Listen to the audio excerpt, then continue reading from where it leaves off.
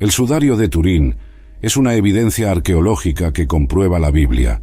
También llamado Santo Sudario, es un pedazo de tela de lino que retrata una imagen tenue.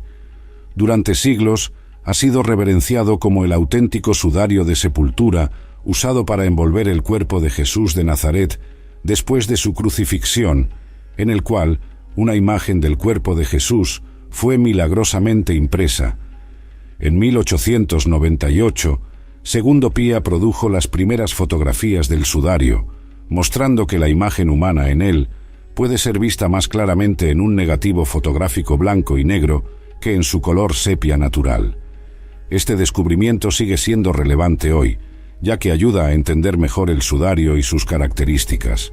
El sudario tiene una historia documentada que remonta a 1354, cuando fue exhibido en una iglesia en el centro norte de Francia. Increíblemente, esta imagen negativa posee detalles en 3 dimensiones que van más allá de las capacidades de las pinturas, conexiones botánicas y de ADN. En un momento crucial de revelación, en 2002, esfuerzos de conservación en Italia revelaron un secreto oculto. La remoción del paño de fondo del siglo XVI expuso un tipo raro de costura en el reverso del sudario, una costura conocida solo de otro lugar, la fortaleza de Masada, en Israel. Esta conexión arqueológica añade capas de autenticidad a la historia del sudario, ya que Masada fue testigo de la revuelta judía, alineándose con una línea de tiempo histórica de Jesús. La narrativa del sudario. La presencia de múltiples heridas consistentes con marcas de flagelación romana en el tejido coincide con bolas de plomo de un látigo. Hay una herida en el pecho con sangre y líquido claro, sugiriendo que el corazón dejó de latir. La jornada del sudario no es solo sobre lo que está en él, sino donde ha estado, la agonía y el sepultamiento de Jesús. A través del sudario de Turín, al sumergirnos profundamente en la historia retratada en el sudario de Turín, somos transportados a los momentos angustiantes que precedieron la crucifixión de Jesús. Antes del acto final de sacrificio, Jesús soportó una serie brutal y deshumanizadora de tormentos, cada detalle excruciante grabado en el tejido del sudario. Desnudo y sometido a una flagelación despiadada, los flagelos usados eran puntiagudos con objetos tanto ciegos como afilados, rasgando su carne y reduciéndola a jirones. El proceso agonizante dejó el cuerpo golpeado y cubierto de heridas. Para intensificar sus sufrimientos, los soldados fashionaron una corona de espinas, no delicadamente tejida, sino apresuradamente torcida de ramas. Después de esta exhibición despiadada de brutalidad, Jesús, ahora cargando el peso de su propia cruz, fue vestido en sus vestiduras ensangrentadas y forzado a cargar la carga de 150 libras. A pesar del dolor y la pérdida de sangre, avanzó a cada paso, una jornada ardua. La cruz de madera cavó en su hombro, exacerbando las heridas de la flagelación e infligiendo tormento adicional a medida que golpeaba contra la corona de espinas, enviando agudas estocadas de dolor en su cabeza. Es difícil para la mayoría de nosotros anticipar un incidente importante, mucho menos una flagelación. Jesús sabía lo que sucedería, quería que esto sucediera, advertía a sus discípulos. ¿Cómo manejó el estrés? Mira este video hasta el final para encontrar las respuestas. Por ahora, veamos qué causó que tantos detalles aparecieran en el sudario. Tropezando y cayendo bajo el inmenso peso de la cruz, Jesús soportó otra ola de sufrimiento. El impacto aplastó su pecho contra el suelo, torciendo su brazo y deslocándolo severamente de su cavidad. La cruz, ahora encima de él, presionó contra la parte trasera de su cuello y hombros, paralizándolo parcialmente. Su cabeza colgaba hacia la derecha, haciendo su lado derecho inútil.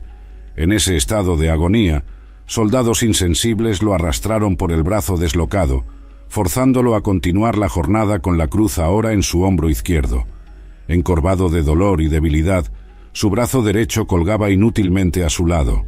Los pasos tambaleantes adelante eran un testimonio de su resiliencia en medio de sufrimientos inimaginables. Al reflexionar sobre estos detalles vívidos impresos en el sudario de Turín, la narrativa se despliega con realismo impactante.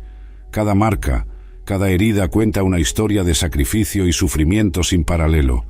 El sudario, como un testigo silencioso de estos momentos agonizantes, nos invita a contemplar la profundidad del sacrificio de Jesús y el profundo amor que lo llevó a soportar tal brutalidad por la humanidad. Al final, el sudario no solo preserva los rastros físicos de ese calvario de dolor, sino que también sirve como un poderoso testimonio de la resiliencia de la fe y el mensaje duradero de esperanza que emergió de las horas más oscuras de la historia humana. Otra cuestión es quién poseía originalmente este tejido. ¿Jesús pagó por su propio sepulcro o había otra persona? Continúa mirando hasta el final y lo cubriremos. La crucifixión y sepultura en el sudario de Turín. A medida que nos acercamos al ápice de la jornada de Jesús, el sudario de Turín captura vívidamente la escena conmovedora en el Gólgota.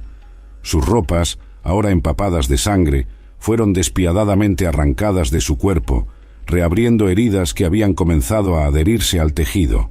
Desamparadamente arrojado en la cruz, los soldados procedieron a clavar su brazo ya distorsionado y deslocado, causando un dolor excruciante. Sus nervios y ligamentos fueron desgarrados. Cuando el cuerpo de Jesús alcanzó la tumba, fue colocado en una cama de especias perfumadas. El paño de la cabeza fue removido, y el sudario fue doblado sobre él, envuelto de forma suelta con una banda fina de lino. Este sepultamiento gentil, pero apresurado, fue necesitado por la inminencia del sábado. Su forma sin vida, envuelta en lino puro, fue dejada en la tumba, la entrada sellada con una piedra rodada. Descripción. El sudario es una pieza rectangular de tela que mide aproximadamente 4 metros 40 centímetros por 1 metro 10 centímetros y está hecho de fibra de lino, tejido en un patrón espina de pescado 3x1. La característica más distintiva del tejido es la imagen acastanada y tenue de un hombre, vista de frente y detrás en el tejido. Hay una imagen de un hombre con barba, bigote y cabello hasta los hombros, dividido en el medio.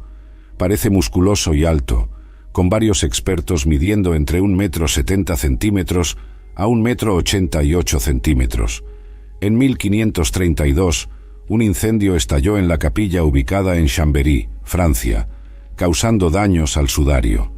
El lino sufrió agujeros de quemadura y manchas chamuscadas en ambos lados debido al contacto con la plata derretida, que quemó a través de él en algunas áreas mientras estaba doblado. Para reparar los daños, una monja cosió 14 grandes parches triangulares y 8 más pequeños en el tejido. Conservación. El sudario ha pasado por varias restauraciones para preservarlo y prevenir daños y contaminación adicionales. Se almacena en un caso hermético, hecho de vidrio a prueba de balas laminado. El caso es controlado en términos de temperatura y humedad para prevenir cambios químicos. El propio sudario es colocado sobre un soporte de aluminio que se desliza sobre rieles y se almacena acostado dentro del caso. Según los evangelios de Mateo, Marcos y Lucas, José de Arimatea envolvió el cuerpo de Jesús en un paño de lino y lo colocó en un sepulcro recién construido. Sin embargo, el Evangelio de Juan sugiere que tiras de lino fueron usadas para el mismo propósito. José de Arimatea fue una figura bíblica que jugó un papel importante en el sepulcro de Jesucristo. Su cuenta se puede encontrar en cada uno de los 4 evangelios: Mateo capítulo 27, Marcos capítulo 15, Lucas 23 y Juan 19. Cuando ya había llegado la noche, porque era el día de la preparación, es decir, el día antes del sábado, José de Arimatea, un miembro prominente y respetado del Consejo, que también esperaba por el reino de Dios, se atrevió a ir hasta Pilatos y pedir el cuerpo de Jesús. Pilatos se asombró de que ya estuviera muerto en ese momento, solo 6 horas después de ser crucificado, y convocó al centurión para preguntar si ya estaba muerto. Al saber por el centurión que Jesús estaba de hecho muerto, concedió el cuerpo a José, autorizándolo a removerlo. Entonces, José compró un fino paño de lino para envolver el cuerpo y después de retirar a Jesús de la cruz, lo envolvió en el lino y lo colocó en un sepulcro que había sido excavado en la roca. A continuación, rodó una gran piedra en forma de rueda contra la entrada del sepulcro. José de Arimatea fue nombrado después de su ciudad natal en Judea para distinguirlo de otros Josés mencionados en la Biblia.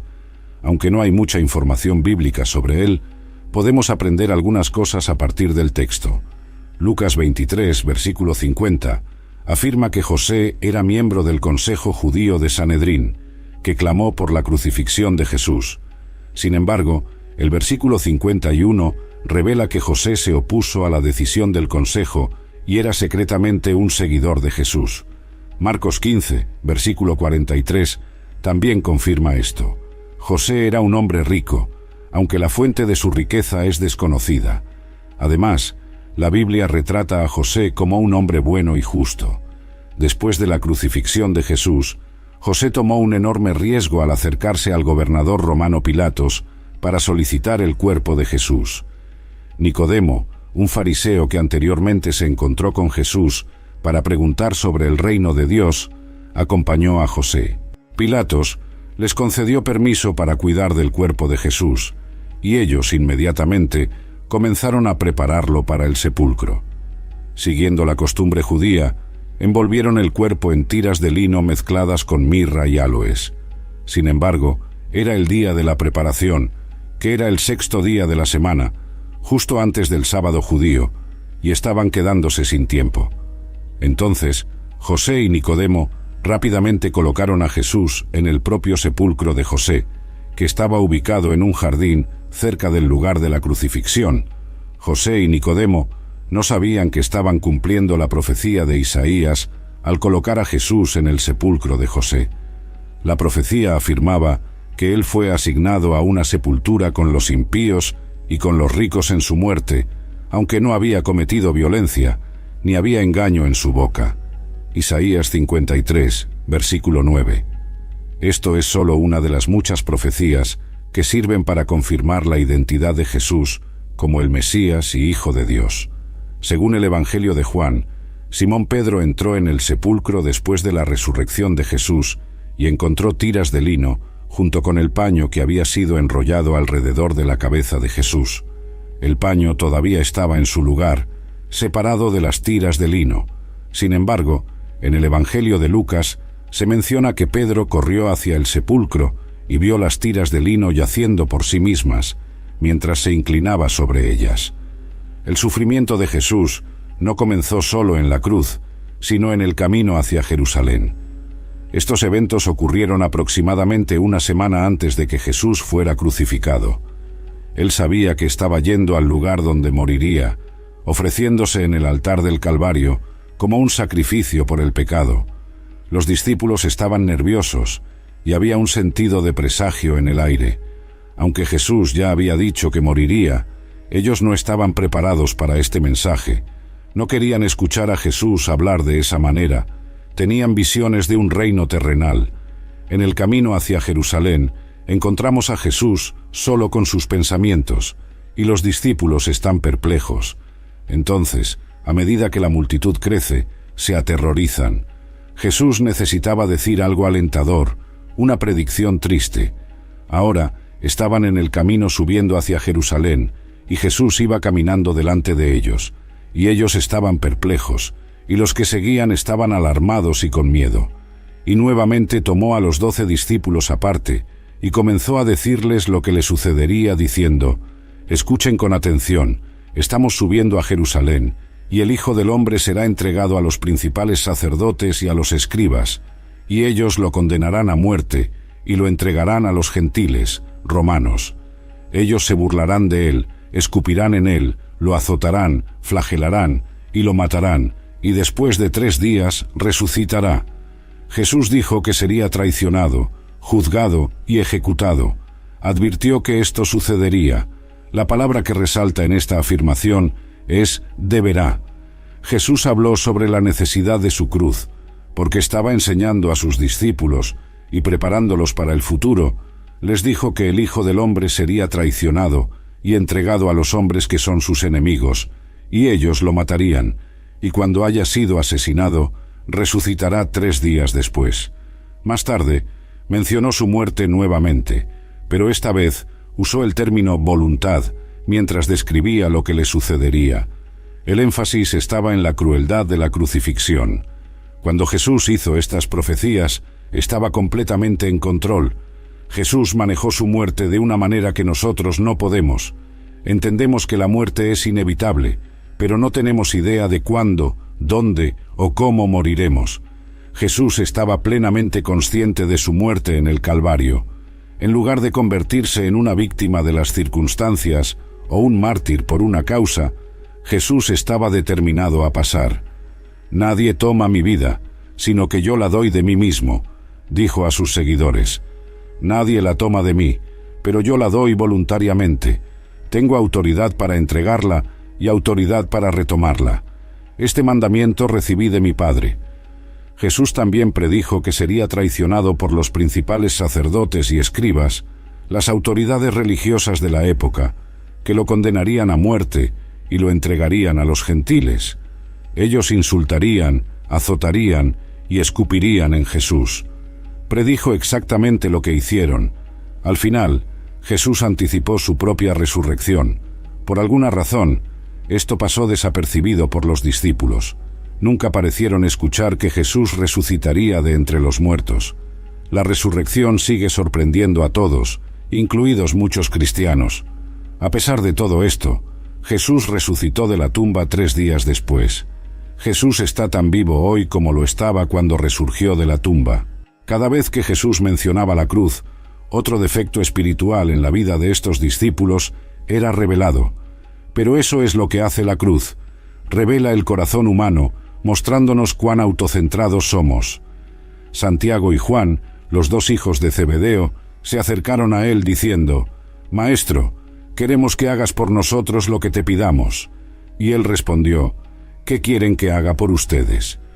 Santiago y Juan se acercaron a Jesús e imploraron que concediera su deseo.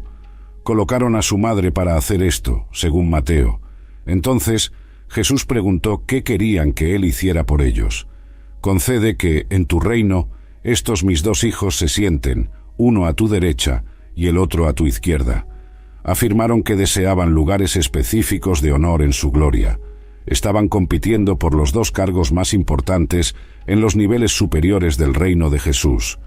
Porque quien se avergüence de mí y de mis palabras, en esta generación adúltera y pecadora, el Hijo del Hombre también se avergonzará de él, cuando venga en la gloria de su Padre con los santos ángeles. Jesús había hablado de su futura gloria y les mostró un vislumbre de su reino.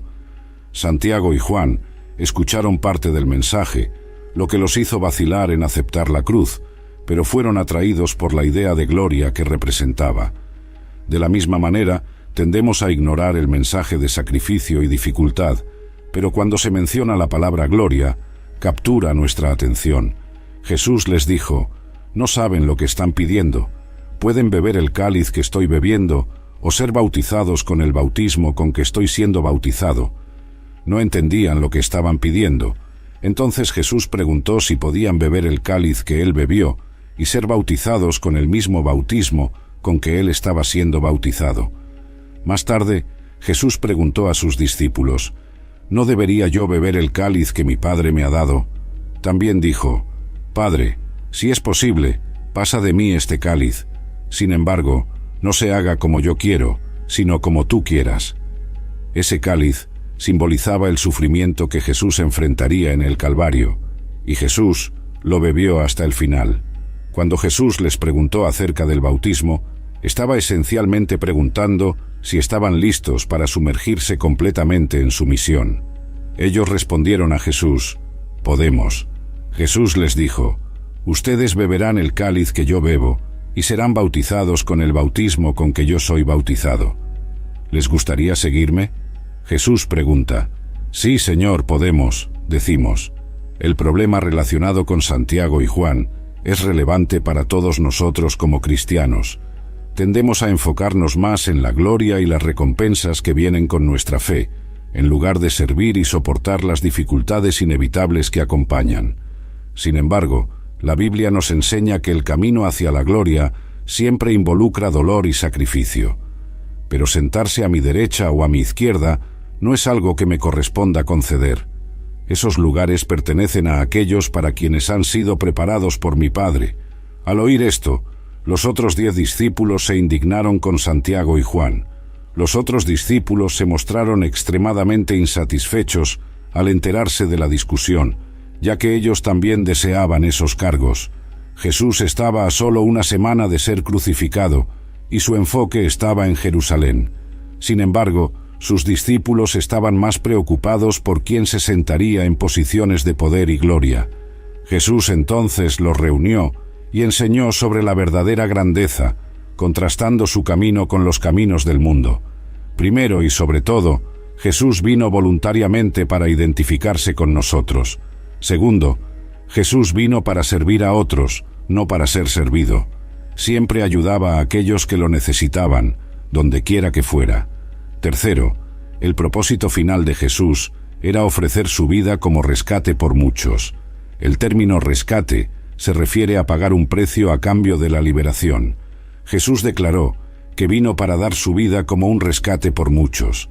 Esta es una hermosa representación de lo que Jesús hizo en la cruz. Él pagó el precio. El gran estrés que Jesús enfrentó. Muchas personas piensan que el camino hacia la cruz fue fácil para Jesús. Si la decisión fuera fácil, el valor del sacrificio de Jesús sería disminuido. Leemos que Jesús estaba profundamente angustiado hasta la muerte. Imagina esto. Estás a punto de sufrir una de las muertes más excruciantes que una persona puede experimentar. Enfrentarás humillación e insultos, y las personas que vinieron para arrestarte llegarán pronto. El libro de Lucas relata la historia del último viaje de Jesús hacia su muerte, desde su oración en Getsemaní, donde su fe en Dios es reafirmada, hasta su sepultura. La Biblia describe cómo un hombre inocente murió a favor de otros. Los evangelios incluyen una narrativa que describe el tiempo que Jesús, sus discípulos y otros pasaron en el jardín de Getsemaní, justo antes de que Jesús fuera arrestado. Jesús oró a su Padre en el jardín 3 veces diciendo: «Padre mío, si es posible, pasa de mí este cáliz. Sin embargo, no como yo quiero, sino como tú quieras». Un poco más tarde, Jesús ora de nuevo: «Padre mío, si este cáliz no puede pasar de mí sin que yo lo beba, hágase tu voluntad». Estas oraciones revelan la completa sumisión de Jesús a la voluntad de Dios antes de su crucifixión. Según la Biblia, cuando Jesús hablaba sobre el cáliz, se refería al sufrimiento que estaba a punto de enfrentar. Era como si le presentaran un cáliz lleno de amargura, y se esperaba que lo bebiera todo. Jesús habló sobre el sufrimiento. No saben lo que están pidiendo. Pueden beber el cáliz que estoy a punto de beber. Cuando Jesús oró al Padre: «Deja pasar de mí este cáliz», estaba expresando el deseo humano natural de evitar el dolor y el sufrimiento. Aunque Jesús es plenamente Dios, también es plenamente humano. A pesar de ser perfecto, su naturaleza humana todavía luchaba con la aceptación de la tortura y la vergüenza que le esperaban, y su carne retrocedía ante la cruz. En este mismo contexto, Jesús dijo a sus discípulos: «Velen y oren para que no caigan en tentación. El espíritu está dispuesto, pero la carne es débil».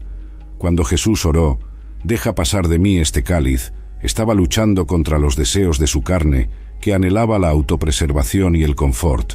La lucha fue intensa. «Estoy profundamente triste hasta la muerte. Quédense aquí y velen conmigo». Esta oración, más que cualquier otra cosa, demuestra que Jesús era, en todos los sentidos, plenamente humano. Jesús tenía conocimiento previo de lo que estaba por venir. El tormento que estaba a punto de pasar sería más que físico, sería también mental y espiritual. Jesús sabía que era el plan de Dios que fuera crucificado, que Dios quería que Él fuera traspasado por nuestras transgresiones, molido por nuestras iniquidades. El castigo que nos trae la paz estaba sobre Él, y por sus heridas fuimos curados. Jesús sabía que esa era la voluntad de Dios. Jesús ama a la humanidad, pero su humanidad Temía el dolor y el sufrimiento que enfrentaría, y eso lo llevó a pedir a su Padre: «Deja pasar de mí este cáliz». La frase «deja pasar de mí este cáliz» aparece en la oración de Jesús y contiene dos calificaciones significativas. Primero, pronuncia la oración «si es posible». Jesús implora a su Padre que le permita elegir un camino alternativo para la redención de la humanidad, si hay alguno. Jesús no quería morir, pero seguía la voluntad de Dios. Los eventos que ocurrieron después de orar demuestran que no había otro camino. El sacrificio de Jesucristo es el único que podría redimir al mundo. Segundo, Jesús ora: «Sin embargo, no se haga como yo quiero, sino como tú quieras». Jesús estaba comprometido con la voluntad de Dios, cuerpo, mente y alma. La oración del justo siempre depende de la voluntad de Dios. «Venga tu reino, hágase tu voluntad, así en la tierra como en el cielo». En el jardín de Getsemaní, Jesús venció a la carne y la mantuvo sujeta al espíritu, lográndolo al someterse completamente y fervorosamente a la voluntad de Dios. Cuando pasamos por tiempos difíciles, es reconfortante saber que Jesús entiende lo que es querer la voluntad de Dios y al mismo tiempo no quererla, desear la rectitud y la obediencia, incluso cuando la carne está gritando en contra. Este conflicto no es pecaminoso, es una parte normal del ser humano. Nuestro Redentor encarnó plenamente la naturaleza humana en todos los aspectos. Por lo tanto, tenía que ser hecho semejante a sus hermanos en todo, para ser un sumo sacerdote misericordioso y fiel en las cosas relacionadas con Dios, para hacer expiación por los pecados del pueblo. Cumplió su misión de buscar y salvar lo perdido, sufriendo hasta el final. Su franqueza en oración revela una relación profunda con Dios. Fue un momento difícil, pero los discípulos fallaron en comprender la gravedad de la situación y se durmieron. Un ángel apareció para consolar a Jesús, lo cual es significativo, ya que muestra que el cielo lo apoya mientras enfrenta su llamado, incluso en tiempos de dificultad. Mientras enfrentaba rechazo y muerte, Jesús oró a Dios y puso sus cargas delante de él. Esto humaniza a Jesús y muestra que experimentó una gama de emociones ante su muerte. La representación de Lucas de Jesús no esconde su divinidad, sino en cambio, lo muestra como alguien que puede entender y empatizar con nuestras faltas y traumas. Este texto revela algo sobre el carácter de Jesús, al mismo tiempo que demuestra cómo podemos enfrentar los grandes juicios de la vida que Dios nos envía. Vemos a una persona que enfrenta adversidades volviéndose hacia Dios y otra que expresa sus intensas emociones a Dios en oración. Jesús no fue eximido del juicio, pero se le proporcionó la fuerza para enfrentarlo, aunque no dudó en preguntar si otro camino podría ser encontrado. Reafirma su determinación de seguir la voluntad de Dios. El cielo responde dándole a Jesús la fuerza para enfrentar lo que Dios lo llamó a hacer, no concediendo su petición por otro camino. La narrativa gira en torno a esa unión de sumisión al llamado divino y de la fuerza divina proporcionada. Destaca los rasgos admirables de Jesús mientras enfrenta el juicio de la cruz durante la oración. Jesús expresa abiertamente su angustia y dependencia de Dios. Su práctica regular de comunión con Dios permanece inalterada, incluso ante las circunstancias sin precedentes que enfrenta. En contraste, a menudo tendemos a descuidar la búsqueda de la ayuda de Dios cuando estamos ocupados con nuestras actividades diarias. Los juicios a menudo nos llevan a nuestras rodillas, pero la vida acelerada puede impedirnos orar. Sin embargo, este no es el caso de Jesús. Su ejemplo nos recuerda que la oración es esencial, incluso en medio del caos. La oración de Jesús no es solo un rápido chequeo, está llena de honestidad, emoción y dolor. La verdadera oración requiere esfuerzo. Desafortunadamente, en lugar de poner el esfuerzo, a menudo simplemente bajamos la cabeza, cerramos los ojos y dejamos que nuestra mente vague durante la oración. Jesús demuestra su honestidad y humildad. Expresa sinceramente su esperanza de que Dios no lo obligue a pasar por lo que está por venir, pero está aún más comprometido en hacer la voluntad de Dios. Aunque diferente de los lamentos en los Salmos, la oración es similar, ya que permite que el peticionario exprese sus emociones y dolores más profundos a Dios. El enfrentamiento privado que ocurre en la oración a menudo produce el consuelo que necesitamos para dar el siguiente paso, sosteniendo la mano de Dios. Además, la oración no es una actividad descuidada. A medida que Jesús busca a Dios en medio de su situación, ora con todo su ser, incluso sudando gotas de sangre. Jesús puede andar con Dios porque lo busca regularmente. Es interesante que Lucas, un médico, mencione esta condición médica rara, la hematidrosis, que se comprende actualmente como que ocurre cuando alguien está bajo un gran estrés, causando la ruptura de pequeños vasos sanguíneos dentro de las glándulas sudoríparas, permitiendo que la sangre se mezcle con el sudor. Esta explicación arroja luz sobre la situación de Jesús en el jardín. Sin embargo, hay una palabra desafiante en el texto griego que exige consideración cuidadosa. Dice que su sudor se convirtió como grandes gotas de sangre cayendo al suelo. El punto central de la narrativa en Getsemaní es la agonía de Jesús. Al llegar al jardín, dice a sus discípulos que está profundamente perturbado y angustiado, hasta el punto de la muerte. Lucas captura esto refiriéndose al sudor como si fueran gotas de sangre.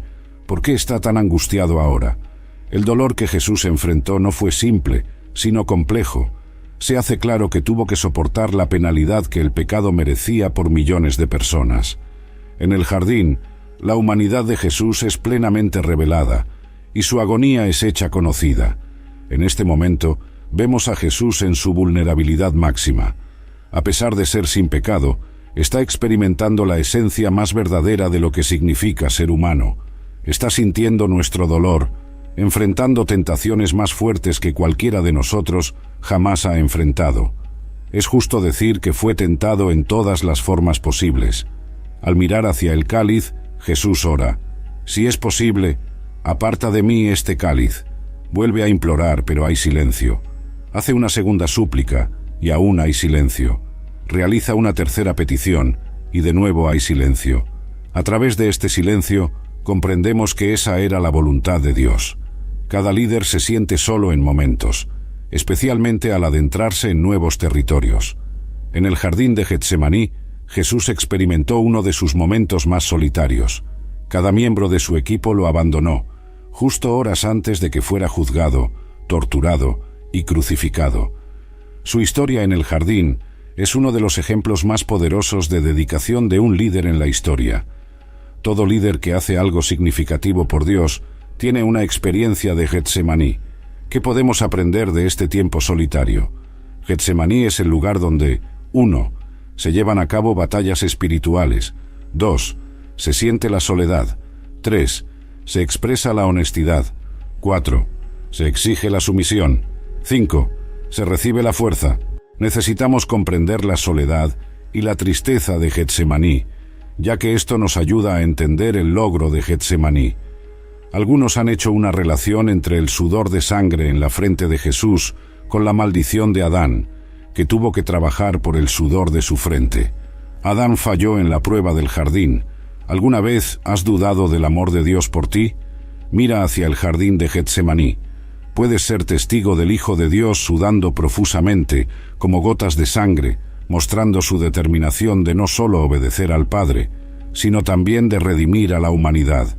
Él bebió del cáliz en su honor, y si miramos al silencio del Padre, podemos ver que no había otro camino para redimir a la humanidad, o de lo contrario su ira sería derramada sobre su Hijo. Deja que la lógica de Romanos 8:32 te motive. El que no escatimó a su propio Hijo, sino que lo entregó por todos nosotros, ¿cómo no nos dará también con él todas las cosas? Si Dios no estuviera comprometido con nuestra redención, habría permitido que la humanidad fuera consumida por su ira mientras preservaba a su Hijo. Pero no lo hizo. Lo hizo, no solo porque nos ama, sino también porque esa es la naturaleza de Dios. Es de la naturaleza de Él darse para que otros puedan vivir. Puedes confiar en eso. ¿Quién puede estar en contra de ti si Dios está de tu lado?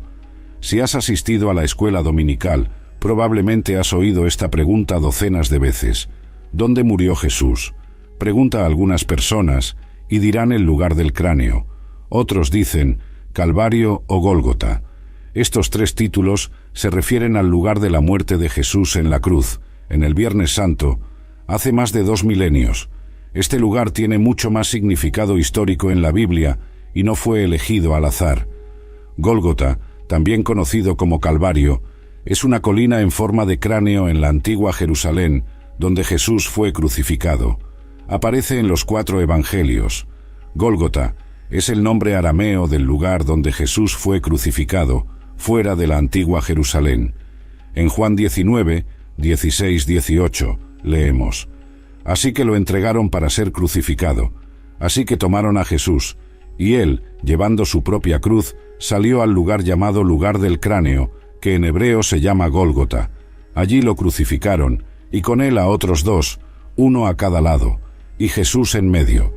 En Lucas 23:33, en la versión King James, la palabra Calvario se usa para el mismo lugar. En traducciones modernas, el término más literal, el lugar que se llama el cráneo, es generalmente usado. Calvario viene de la frase latina para este lugar, Calvaria locus. Juan 19:15-17. Entonces gritaron: «Crucifícalo, crucifícalo». Pilatos les dijo: «¿Crucificaré a vuestro rey?». Los principales sacerdotes respondieron: «No tenemos rey sino a César». Así que entonces lo entregó a ellos para ser crucificado.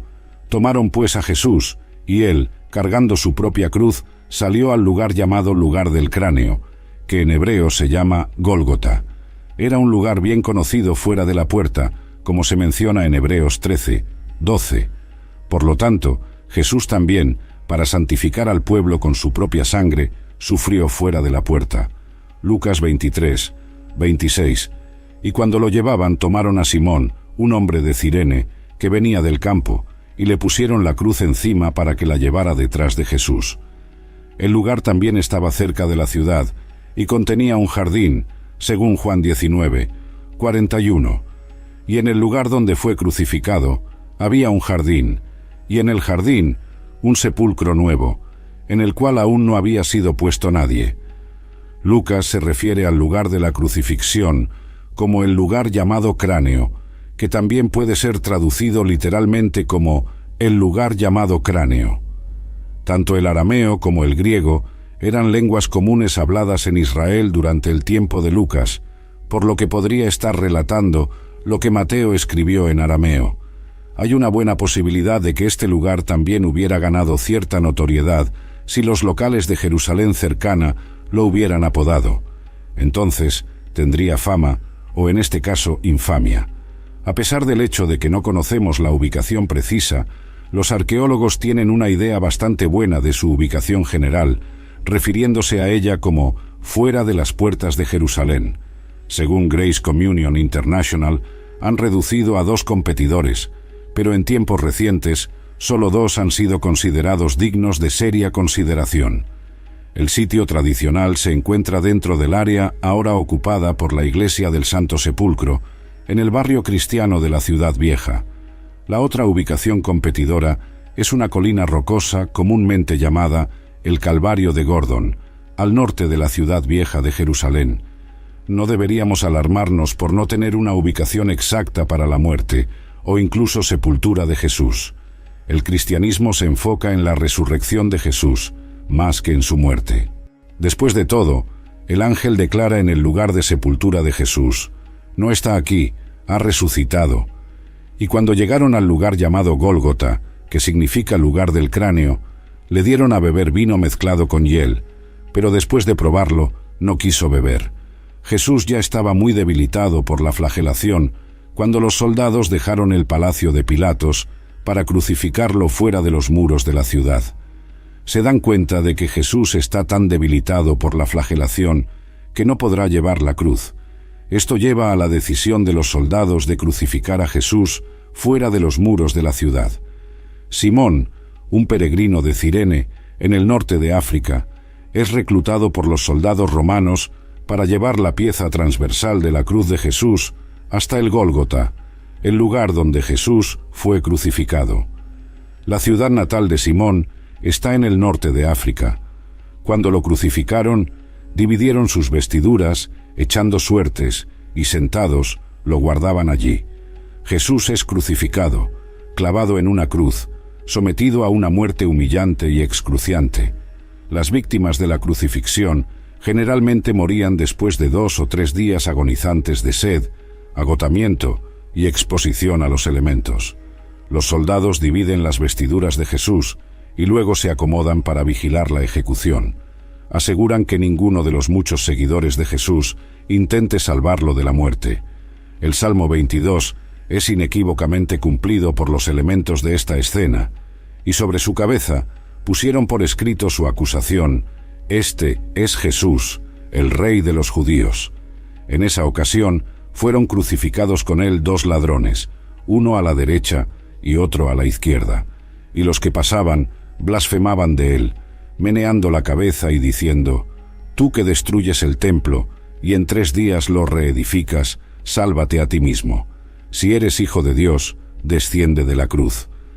De la misma manera, también los principales sacerdotes, burlándose con los escribas y ancianos, decían: «Salvó a otros y no puede salvarse a sí mismo. Si es el Rey de Israel, descienda ahora de la cruz y creeremos en él.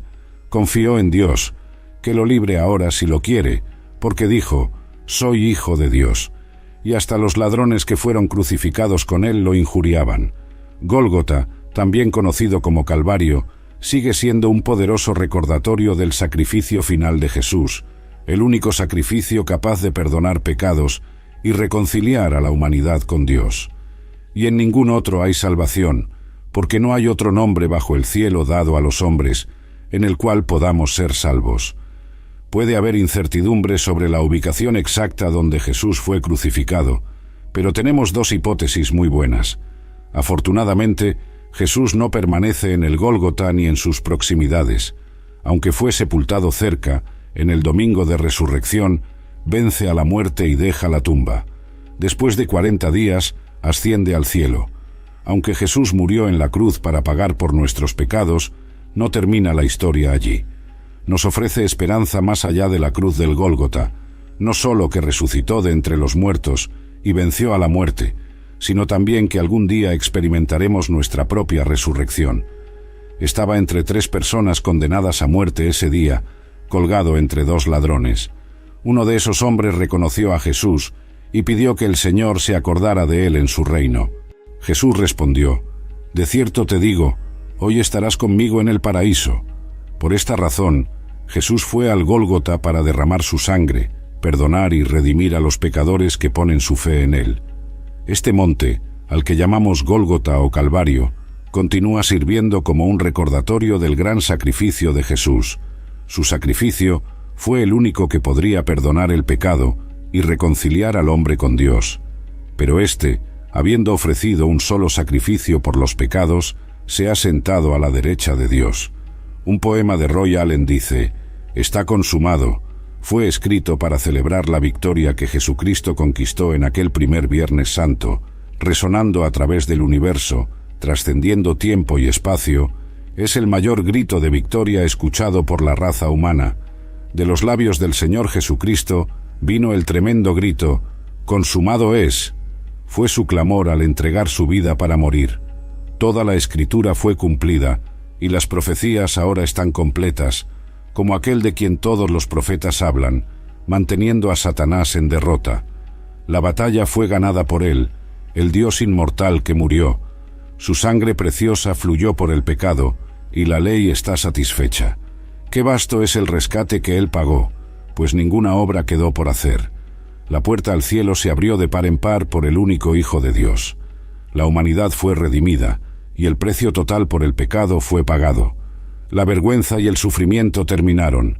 La expiación fue hecha. Mi Señor y mi amor está crucificado, el amigo fiel del pecador, el Alfa y el Omega, el principio y el fin. Su vida perfecta fue sacrificada para pagar el terrible precio de nuestros pecados. La era de la ley termina en la cruz, mientras que la era de la gracia comienza. La gran batalla ha terminado, y la redención del hombre ha sido ganada. No hay más necesidad de tipos y sombras, pues la voluntad de Dios ha sido cumplida. Satanás ha sido derrotado por Jesucristo, el crucificado. El aguijón de la muerte es vencido, mientras la tumba se abre de par en par. Y eso concluye nuestra exploración de los misterios del sudario de Turín. Es como un rompecabezas donde ciencia, historia y fe se entrelazan. Los patrones especiales en la tela, la imagen del hombre y las heridas que precedieron a la imagen nos invitan a cuestionar. El sudario cuenta historias de tiempos antiguos, como un viajero dejando pistas en el polvo, desde Jerusalén hasta lugares lejanos. La sangre en él sigue siendo vívidamente roja, la forma del cuerpo es precisamente correcta, lo que hace todo aún más intrigante. Incluso las pequeñas flores en él narran historias de dónde pudo haber estado. Así que, mientras nos despedimos del sudario de Turín, mantenemos estas preguntas en nuestras mentes. Es como un emocionante misterio que nos incita a explorar más. Ya sea un objeto auténtico o una representación, el sudario es como una pintura fascinante, donde ciencia, historia y fe se encuentran. Gracias por unirse a nosotros en esta aventura a través del tiempo y el misterio.